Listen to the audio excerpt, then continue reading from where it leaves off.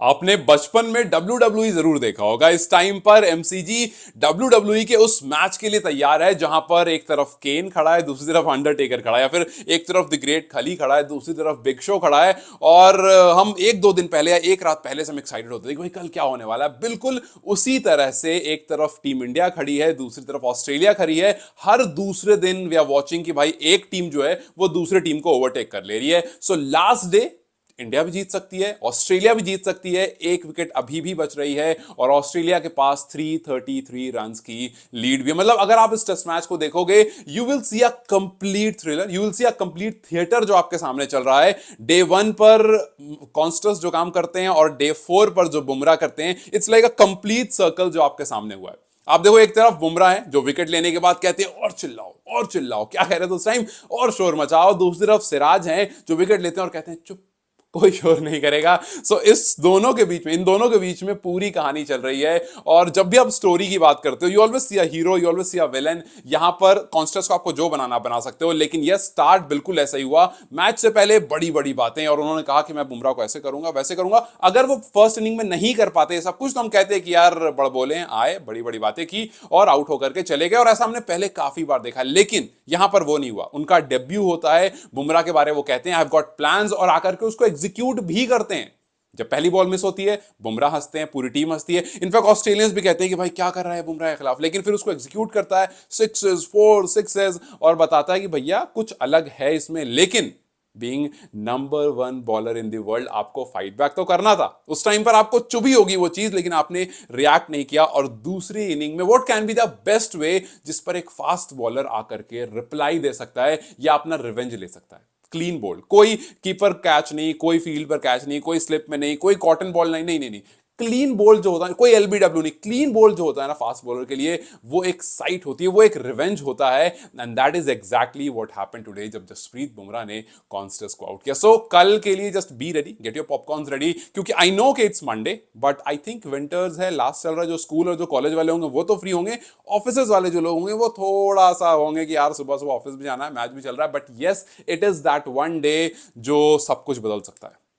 BGT, WTC, बहुत कुछ लोगों को गावा भी याद आ रहा है, क्योंकि गावा में भी कुछ ऐसा ही हुआ था। एक बड़ा टोटल हमारे सामने था और हमने उसको चेस डाउन कर लिया था। बट एमसीजी में 258 से ज्यादा एक दिन में चेस डाउन नहीं हुआ है। We know that it's all heating up right now. और वी हैव सीन, चाहे आप मानस लाबुशेन का विकेट देखो, या फिर मानस लाबुशेन का बचना देखो, और फिर उनकी विकेट देखो, या फिर ट्रेविस हेड की विकेट देखो, या फिर कैरी का वो क्लीन बोल्ड देखो। मतलब it was attack attack attack, and then it was defense from Australia, और फिर it was a fight back from Australia, because rivals हैं भाई। इतनी आसान या छोटी टीम नहीं कि आप जाओगे अटैक करोगे और डोमिनेट कर दोगे। आपने पूरा किया जो काम नीतीश रेड्डी और सुंदर ने किया था, वही काम हमें ऑस्ट्रेलिया की तरफ से फाइट बैक दिख रहा है। Because it's not gonna be easy, चाहे वो इंडिया हो या फिर वो ऑस्ट्रेलिया हो। ऑस्ट्रेलिया बार बार ये बात जाकर कहता है कि यार ये इंडिया है, ये गिव अप नहीं करेगा, और सेम बात इंडिया भी कहता है कि भाई ये ऑस्ट्रेलिया है, ये गिव अप नहीं करने वाला है। सो अच्छी बात ये थी कि सिराज एक अच्छे निक में आज दिखे। जिस तरह सिराज ने अब तक बॉलिंग की और जिस तरह सिराज ने आज बॉलिंग की,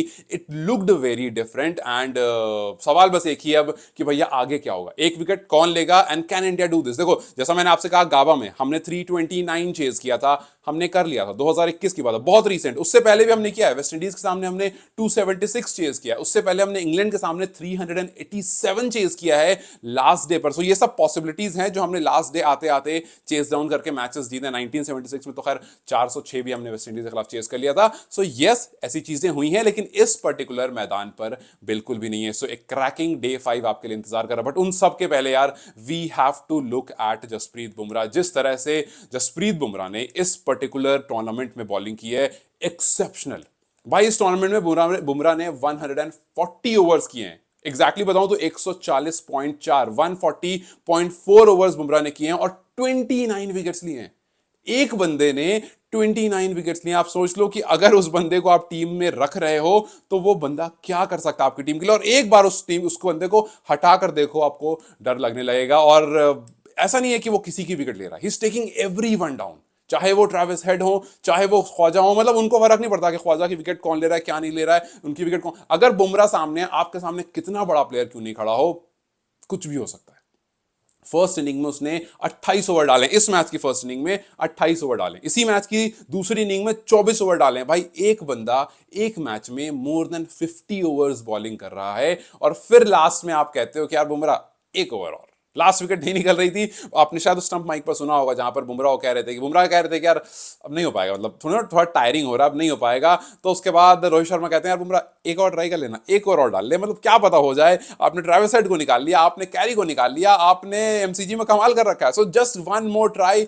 और बुमराह ने कहा यार ठीक है करके देखते हैं, किया भी, हुआ भी, बट पैर जो उनका था ना वो थोड़ा सा आगे निकल गया, और जो बड़े बड़े धुरंधर उनके सामने बार बार घुटने टेक देते हैं, वो एक बार फिर से टेक गया था, लेकिन किस्मत थोड़ी सी फिलहाल उनके साथ है। तो अब देखना यह है कि जो ऑस्ट्रेलियन के ये बड़े बड़े बैटर्स हैं ये तो चले गए, एक रह रहा है, इसके बाद जब बॉलिंग ऑस्ट्रेलिया की आएगी तो क्या होगा। लेकिन आपको सिर्फ एक बात बता दूं कि इस पर्टिकुलर पिच पर डे 3 होते होते तक जितनी भी बॉल की सीम कंडीशन थी, जितनी बॉल में सीम मूवमेंट हुई थी, उन सबसे ज्यादा सीम मूवमेंट डे 4 पर हुई है। ये डेटा था जो साफ साफ स्क्रीन पर दिखा रहा था कि अब तक डे 1, डे 2 और डे 3 में जितनी भी बॉल में सीम थी, वो सारी सीम इस पर्टिकुलर डे पर सीम मूवमेंट ज्यादा थी। तो अगर ऐसा है तो इसका मतलब है कि डे 5 में अगर इसमें कुछ और बेहतरी होती है, बॉलर्स को कुछ और ज्यादा हेल्प मिलती है, तो इंडिया के लिए बड़ा टोटल मुश्किल हो जाएगा, और इंडिया हैव टू फिर स्टैंड कि भैया अब हमें इस मैच को ड्रॉ ही करना है, जीतने के लिए नहीं जाना है। तो देखते हैं, ड्रॉ होगा तो WTC के चांसेस हमें दूसरे कंट्रीज पर डिपेंडेंट होना पड़ेगा। अगर जीतेंगे then will go steer clear, और अगले मैच हम थोड़ा सा फिर रिलैक्स होकर जाएंगे, बस अब वन लास्ट मैच इसको जीतो और फिर WTC लेकर के और BGT भी साथ साथ में लेकर के निकल जाओ। खैर, how do you see this last match, जो I mean this last day कैसे होगा, because Boland and Nathan Lyon 110 ball खेल चुके हैं अब तक, and they are looking amazing यार, मजेदार। मतलब आप अगर क्रिकेट पर्सपेक्टिव से देखो, बड़े स्ट्रांग दिख रहे हैं और जबरदस्त कर रहे हैं। उनके कैप्टन ने भी काफी अच्छी बैटिंग की, उनके कैप्टन ने 49 पहले में किए, 41 दूसरी इनिंग में किए। जिस तरह से उनका लोअर ऑर्डर कर रहा है कमाल कर रहा है, हमारा लोअर ऑर्डर भी कमाल कर रहा है, लेकिन अब सारी बात जो है वो हमारे बॉलर्स और फिर पूरा हमारी जो बैटिंग यूनिट है उस पर डिपेंड करता है। So what is your prediction for the day 5? Do let me know comment section. Till then you guys take care, I will see you very soon, bye bye.